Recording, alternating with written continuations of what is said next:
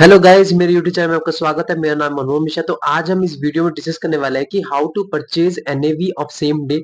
तो बेसिकली आप जब म्यूचुअल फंड परचेज करते हैं वो एनएवी के फॉर्म में होता है। तो आप वो सेम डे का एनएवी कैसे ले सकते हैं, क्योंकि देखिए नेक्स्ट डे मार्केट बढ़ सकता है, आज मार्केट डाउन है, तभी आप इसमें इन्वेस्टमेंट कर रहे हैं और आपको सेम डे का एनएवी चाहिए। तो ये बहुत जरूरी है। तो कैसे सेम डे का एनएवी आप परचेज कर सकते हैं, तो वीडियो में आपको उसी के बारे में डिटेल में बताऊंगा। आप मेरे चैनल को सब्सक्राइब जरूर कर दीजिएगा। मैं वीडियो लाता रहता हूँ। चलिए शुरू करते हैं। सबसे पहले मैं आपको बताता हूँ एनएवी होता क्या है। एनएवी बेसिकली इसका फुल फॉर्म होता है नेट एसेट वैल्यू। तो बेसिकली आप जब म्यूचुअल फंड में इन्वेस्टमेंट करते हैं या फिर आप पैसे लगाते हैं, तो आपका एक पर्टिकुलर एनएवी होती है, मतलब उस पर्टिकुलर एसेट की एक वैल्यू होती है।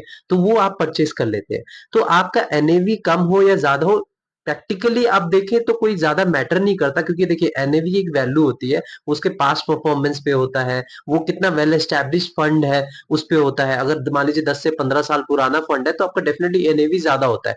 तो उस चीज पे मैटर ज्यादा नहीं करता है। मतलब आप सोचते हैं कि यार अगर एनएवी कम होगा तो आपने चीपर में परचेज करा है, ऐसा कुछ नहीं है। स्मॉलर टाइम में हाँ मैं मानता हूँ कि मतलब एनएवी का मैटर करता है, क्योंकि देखिए अगर मान लीजिए मार्केट थोड़ा डाउन होता है तो एनएवी थोड़ा कम हो जाता है, तो आप मतलब तब उससे क्या होता है कि थोड़ा वैल्यू उसकी कम हो जाती है, तब आप उससे परचेज कर सकते हैं कम अमाउंट में। मतलब तो थोड़ा आपको फायदा भी होता है एनएवी की अगर वैल्यू थोड़ी कम होती है। लेकिन तो अगर एनएवी कम होता है, तो मतलब मार्केट अगर थोड़ा सा डाउन होता है तो नेट एसेट वैल्यू जो कम जाती है, तो तब आप थोड़ा परचेज करते हो। सेम डे पे आप परचेज कैसे करें, ये वीडियो है बेसिकली इसी उसी पे ही। तो देखिए अब मार्केट जब ऑन मतलब खुला रहता है वो आपका 9 बजे से लेकर 3 बजे, ऐसा कुछ 9:15 से लेकर 3 बजे ऐसा कुछ होता है, या 9:30 से ऐसा कुछ होता है। तो 9 से आप 3 ही कंसिडर करिए। तो आपको इन्हीं के बीच में ट्रांजेक्शन होना चाहिए, और इन्हीं के बीच में आपका म्यूचुअल फंड में अमाउंट डिपॉजिट भी होना चाहिए। मतलब ये नहीं कि आपने इसमें इन्वेस्टमेंट कर दिया और परचेज हो गया तो आपका आप आंख बंद करके बैठ गए, बोले कि हो गया मेरे को एनएवी मिल जाएगी, ऐसा नहीं होता है। आपका जो अमाउंट है वो म्यूचुअल फंड तक तो पहुंचना चाहिए ना, म्यूचुअल फंड तक तो डिपॉजिट होना चाहिए। आपने भी ऑर्डर प्लेस किया वो थर्ड पार्टी एप्लीकेशन से। अभी जैसे अपस्टॉक्स है या ग्रो है, उसमें आप ऑर्डर प्लेस करते हैं, वो बेसिकली क्या है, वो थर्ड पार्टी एप्लीकेशन है। उसमें जब आप प्लेस करते हैं तो वो ऑर्डर जो आपके पास पहुंचने में टाइम लगता है, जैसे एग्जांपल ले लीजिए आपने अमेज़न में कुछ ऑर्डर किया, तो आपका वो नहीं कि मतलब इंस्टेंट अभी आ गया, आपने अभी ऑर्डर किया और अभी घर पे आ गया, ऐसा तो कभी नहीं होता। आपको कुछ दिन वेट करना पड़ता है, वो ऑर्डर प्रोसेसिंग में जाता है, उसके बाद फिर शिपिंग होती है, उसके बाद फिर कितना प्रोसीजर होता है, वो बेसिकली वो ऐप ही एक थर्ड पार्टी है, वो आपका मैनेज करता है। तो वैसे ही जो अपस्टॉक्स है, ग्रो है, आप जितने भी ब्रोकरेज साइट है, वो इस पे मैनेज करते हैं। वो आपका ये नहीं बोलते आपने परचेज कर दिया तो आपका सेम डे का एनएवी आ गया, ऐसा कभी नहीं होता है। तो ये चीज कैसे आता है, देखिए सबसे पहले पॉइंट में मैं बता दूं, आपको अगर सेम डे की एनएवी चाहिए तो जैसे ही मार्केट खुलता है ना 9 बजे या 10 बजे, तो आप उसी के टाइम में ही परचेज कर दीजिए। तो आपका सेम डे के मतलब चांसेस रहते हैं कि आपको 2 या 3 बजे के पहले ही आपका मतलब म्यूचुअल फंड में डिपॉजिट हो जाए और सेम डे की आपको एनएवी मिल जाए। लेकिन एक कंडीशन भी होती है इसमें, मतलब ये नहीं कि आपने मतलब 9 बजे या 10 बजे कर दिया जैसे ही मार्केट खुला और फिर आपको सेम डे की मिल गई।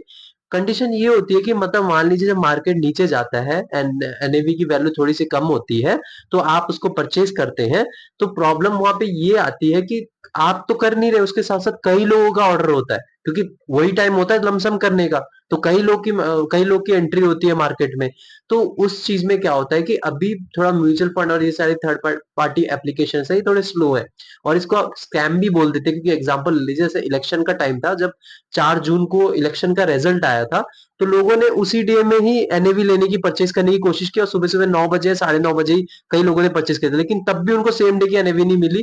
वहां से मार्केट 5 से 10% नीचे गया था, नहीं मिली किसी को, और अगले दिन की एनएवी मिली। तो फायदा कुछ नहीं हो, वो एक टाइप का स्कैम ही हो गया। तो ये चीजें भी इश्यूज भी अभी म्यूचुअल फंड में फेस करनी पड़ रही है। तो अगर आप मतलब ऐसे शॉर्ट टाइम में देखते हैं, मतलब मान लीजिए कोई ऐसा रश ना हो, बहुत लोग ना हो, तो तब जाके आपको सेम डे की एनएवी मिलने के चांसेस रहते हैं। मेरे तो कहने का मतलब होता है, जैसे कुछ और न्यूज जैसे स्ट्रेस टेस्टिंग की न्यूज आई थी, तो 10 से 15 दिन तक मार्केट डाउन हुआ था स्मॉल कैप और मिड कैप फंड। तो तब के टाइम अगर आप लमसम करते हैं तो आपको सेम डे पे एनएवी मिलने के चांसेस ज्यादा रहते हैं, क्योंकि तब 10 दिन 15 दिन का टाइम मिल जाता है। तो उसमें लोग जो है एक डे पे लमसम नहीं करते, उसमें वैरी करते हैं, मतलब आज के कई लोगों ने लमसम किया, अगले दिन कई लोगों ने लमसम किया, लेकिन जो इलेक्शन रिजल्ट आया था वो एक दिन के बेसिस पे आया था। एक दिन के लिए 5 से 10% जो मार्केट नीचे गई थी, तो उस वक्त बहुत लोगों ने लमसम करने की कोशिश करी थी, तो इस चक्कर में सेम डे की एनएवी नहीं आई और प्रोसेसिंग करने में प्रॉब्लम आई, और ये एक टाइप का आप मान सकते हैं लूप होल है और स्कैम हो रहा है जो म्यूचुअल फंड में। तो आप अगर चाहते हैं तो ये दो दो कंडीशन जो मैंने आपको बताया, इसी तरीके से आप सेम डे की एनएवी ले सकते हैं, लेकिन उसमें भी एक क्राइटेरिया कि मतलब जब बहुत ज्यादा लोग होते हैं तो इसमें कर नहीं पाते हैं, तो ये अभी म्यूचुअल फंड में प्रॉब्लम है। अगर ये आगे फिक्स करते हैं तो ये अच्छा खासा होगा, लेकिन अभी जो है ये प्रॉब्लम फेस करने को पड़ रही है। तो मेरे चैनल को सब्सक्राइब जरूर कर दीजिए, मैं इसे वीडियो लाता रहता हूँ। Thank you.